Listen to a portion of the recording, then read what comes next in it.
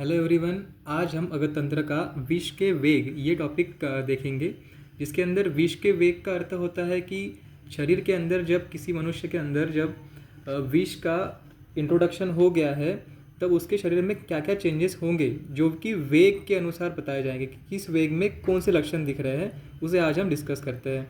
तो वेग होता क्या है? विष के वेगों को देखने से पहले अपने को वेग की परिभाषा देखनी पड़ेगी कि वेग एक्चुअली होता क्या है। तो हम वेग की परिभाषा देखते हैं, जो कि आचार्य सुश्रुत द्वारा वर्णन की गई है। धात्व अंतरेषु या सप्त कला संपरिकीर्तिता तस्व एक एकाम अतिक्रम्य वेगम प्रकुरुते विषम। इसका अर्थ होता है कि धातु आशय अंतर मर्यादा की जो 7 कलाएं वर्णित की गई है, उनमें एक एक का आश्रय लेकर विष के 7 वेग होते हैं। अर्थात विष के, अब पता चल गया कि अपने विष के 7 वेग होते हैं, जो कि सुश्रुत द्वारा और वाग्भट द्वारा बताए गए हैं।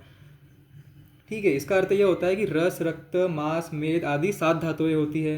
इनमें से प्रत्येक धातु के बीच में एक एक कला होती है। विष क्रम से इन धातुओं में प्रवेश करता है। जब जब विष एक धातु से दूसरी धातु में प्रवेश कर उसको दूषित करता है, तब तब विष का एक वेग उठता है। तो बोलचाल की भाषा में इसे हम लहर कह सकते हैं कि एक धातु से दूसरी धातु में जाने के पहले जो बीच में कला आती है, उसके थ्रू जब जाता है, एक धातु से सेकंड धातु में जाता है, तो उसे एक वेग कह सकते हैं। रस से आरंभ कर क्रमश ओज तक पहुँचने में उसे 7 कलाओं को पार करना पड़ता है। इसलिए आचार्य सुश्रुत और वाग्भट ने विष के 7 वेग बताए हैं। परंतु चरक ने मृत्यु को अंतिम वेग का परिणाम मानकर वेगों की संख्या 8 मानी है। तो सुश्रुत और वाग्भट ने वेगों की संख्या 7 बताई है और आचार्य चरक ने वेगों की संख्या 8 बताई है। अब वेग देखने से पहले वेगांतर क्या होता है वो देखना पड़ेगा। तो वेगांतर की भी परिभाषा आचार्य सुश्रुत ने वर्णन की गई है कि येन अंतरेण तु कलाम कालकल्पम भिन्नति ही समीरन्ने उयमानम तत्तु वेगांतरम स्मृतम।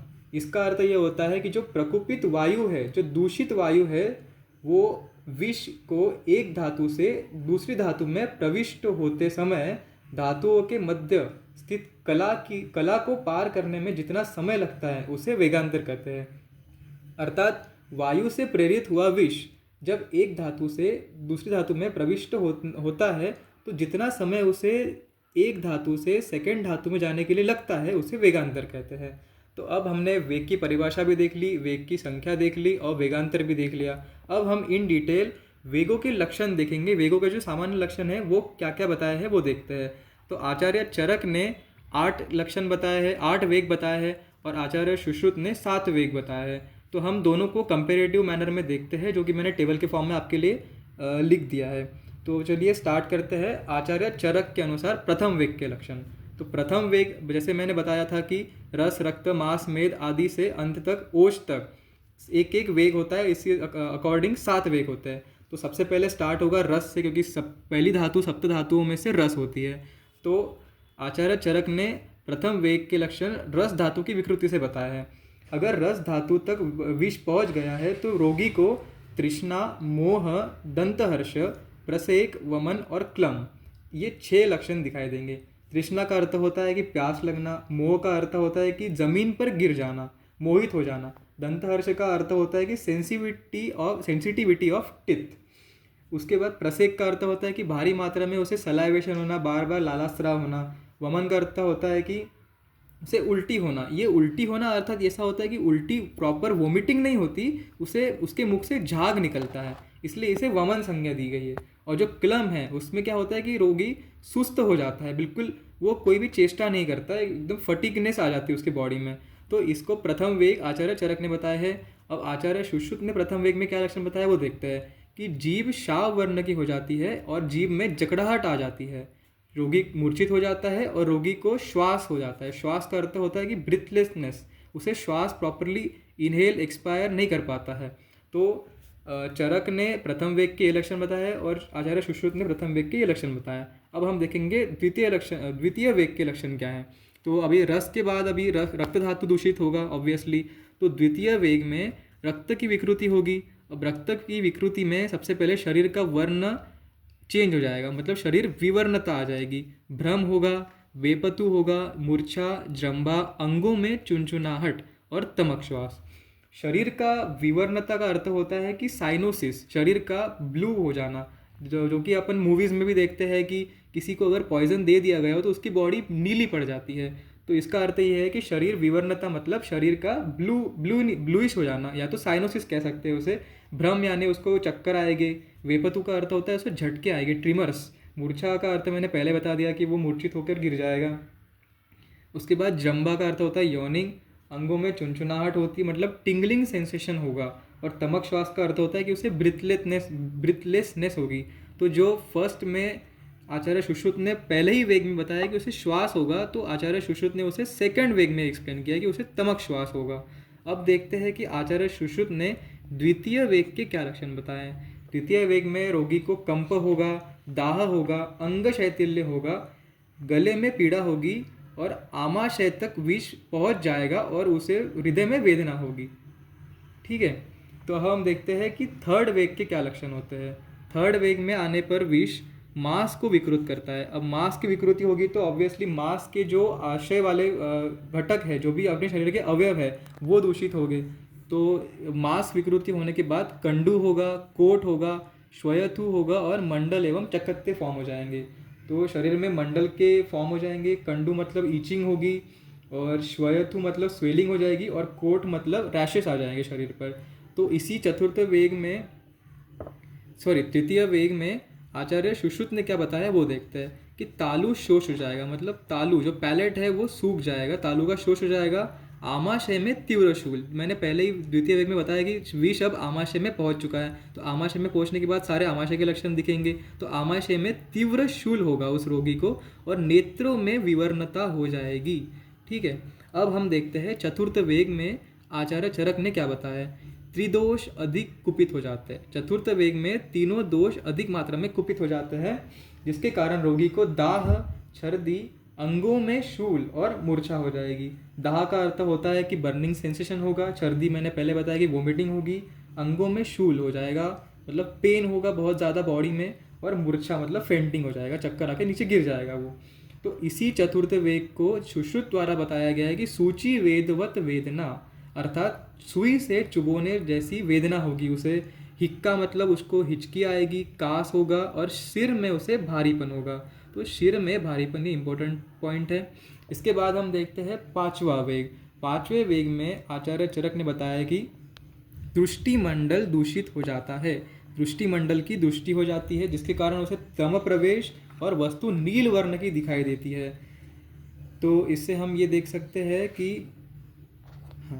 तो तम प्रवेश का अर्थ ये कह सकते हैं कि आंखों के आगे अंधेरा आ जाता है और वस्तु नील वर्ण की दिखती है, अर्थात रोगी जिस भी चीज़ को देखेगा उसे वो नीली दिखाई देगी।